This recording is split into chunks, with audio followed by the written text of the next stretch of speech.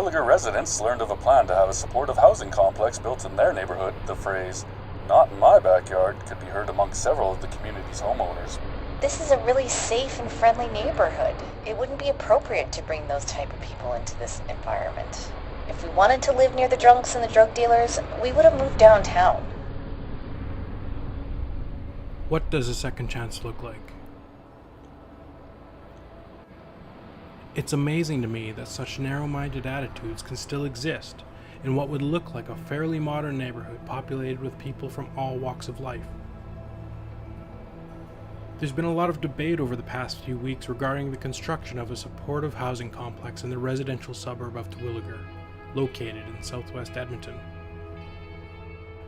When it comes to supportive housing, I've heard words like criminals, vagrants, and drug addicts tossed around in the press and in online forums.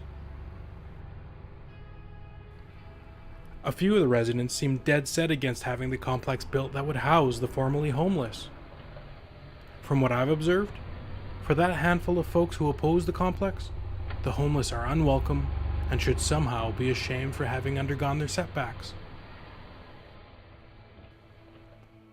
I decided to find out for myself whether there was any genuine cause for concern. Meet Harvey. He lives in supportive housing and was once homeless himself.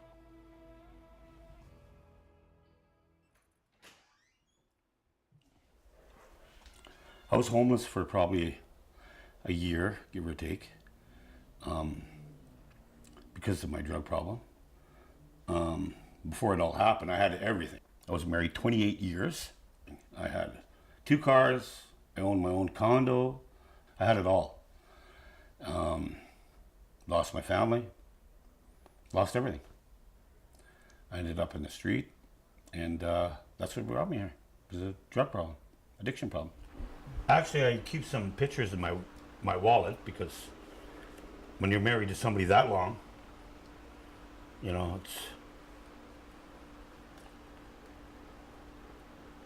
there's always going to be something in your, in your heart for that person.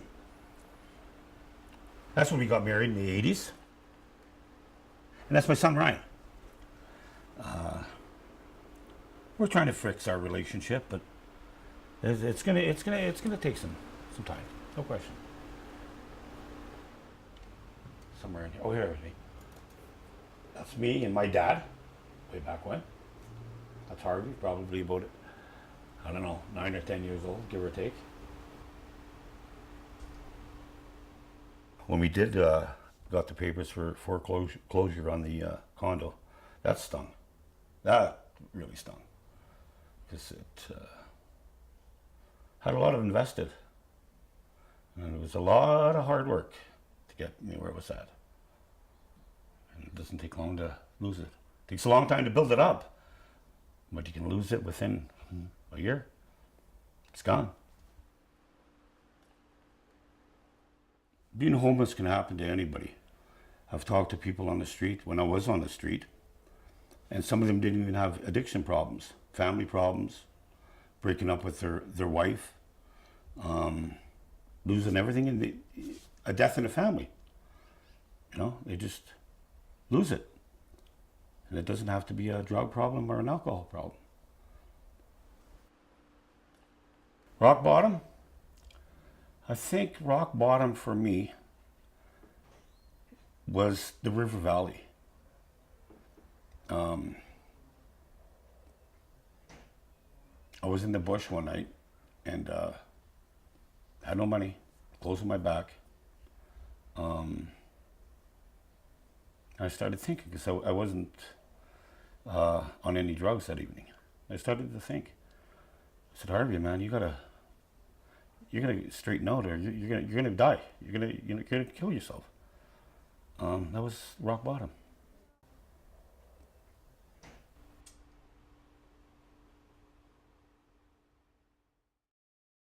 This is the exact spot where I spent a few nights, well, more than a few nights. That was my home at one time. Do you have any sense of pride in where you are now compared to where you were when you're staying here? Oh yeah, I've got a lot of pride because I've come a long way. Once you have an address or a home, so many doors open up for you. Job opportunities, just getting your life back in order. How can you get your life back in order living out here? It's impossible. And without that second chance, I'd probably been dead by now.